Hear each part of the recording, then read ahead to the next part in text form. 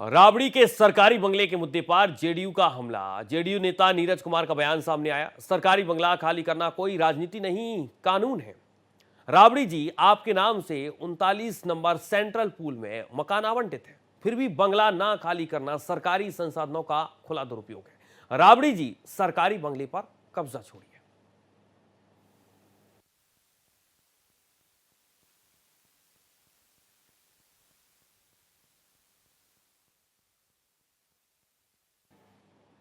JDU नेता नीरज कुमार का बयान सामने आया। उनका यह मानना है कि सरकारी बंगला खाली करना कोई राजनीति नहीं है, बल्कि कानून है। आप कानून का पालन करिए। राबड़ी जी, सरकारी बंगले पर कब्जा छोड़िए।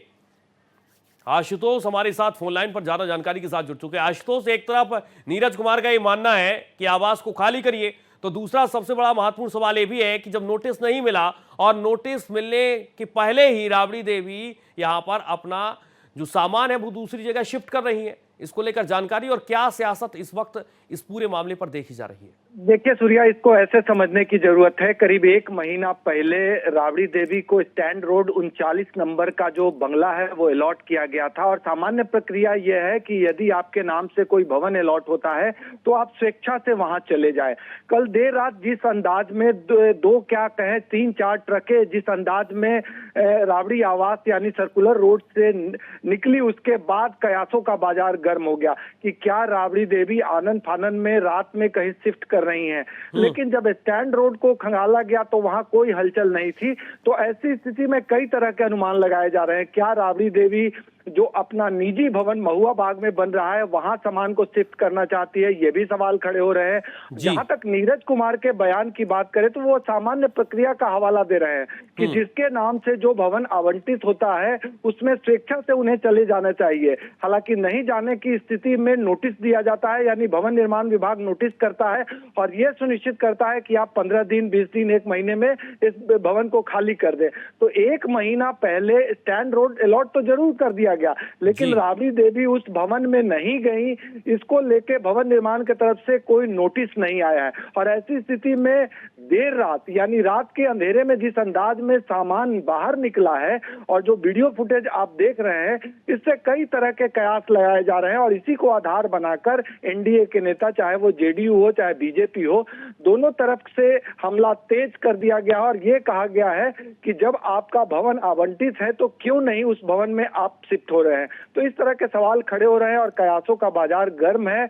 और ये अनुमान लगाया जा रहा है कि क्या ये जो सामान निकला है वो निर्माणाधीन भवन में गया है या फिर लालू प्रसाद यादव का दानापुर के करीब एक खटाल है वहां इसको भेजा गया है। तो कई तरह की बातें हैं और इन तमाम बातों के बीच कयासों का बाजार गर्म है। जी बिल्कुल। नियम क्या है आशुतोष, क्योंकि नियम फॉलो करना चाहिए और इसी बात का जिक्र यहां पर जेडीयू के तमाम नेताओं की तरफ से किया जा रहा है कि ये राजनीति नहीं है बल्कि ये नियम है और आप नियम को फॉलो कीजिए। देखिए, नियम सामान्य है। यदि आपके नाम से कोई भवन अलॉट होता है तो आपको स्वेच्छा से वहां शिफ्ट कर जाना है। यदि आप शिफ्ट नहीं करते हैं तो आपको नोटिस भवन निर्माण विभाग की ओर से दिया जाएगा और ये सुनिश्चित किया जाएगा कि आप 15 दिन 20 दिन 1 माह के अंदर आप उस भवन में चले जाएं। यदि ऐसा आप नहीं करते हैं तो भवन निर्माण विभाग कार्रवाई भी कर सकता है, यानी आपको प्रॉपर तरीके से वहां शिफ्ट कराने की प्रक्रिया भी तेज कर सकता है। तो ये जो एक सामान्य प्रक्रिया है जिसके तहत केवल आवंटन तो जरूर कर दिया गया है, लेकिन अब तक भवन निर्माण विभाग की ओर से कोई नोटिस नहीं दिया गया है। शायद हाई प्रोफाइल लीडर होने की वजह से ऐसा नहीं हुआ होगा, लेकिन जो प्रक्रिया है उसके मुताबिक भवन निर्माण विभाग को नोटिस करना चाहिए था, क्योंकि भवन अलॉट हुए करीब करीब 1 महीने से ज्यादा हो गया है। यानी सरकार बनते ही अलॉटमेंट हुआ था और ये स्थिति उत्पन्न हुई थी और 1 महीना बीत जाने के बाद भी राबड़ी देवी टस से मस नहीं हुई है। तो जो एक विभाग का दायित्व होता है उसका निर्वहन करते हुए भवन निर्माण विभाग को नोटिस देना चाहिए था, जो अब तक नहीं दिया गया है। इसके पीछे क्या सरकार की मंशा है ये भी स्पष्ट नहीं है। लेकिन यदि आपके नाम से भवन अलॉट है तो आपको स्वेच्छा से जाना चाहिए। बिल्कुल, बहुत शुक्रिया फिलहाल आपका तमाम जानकारी।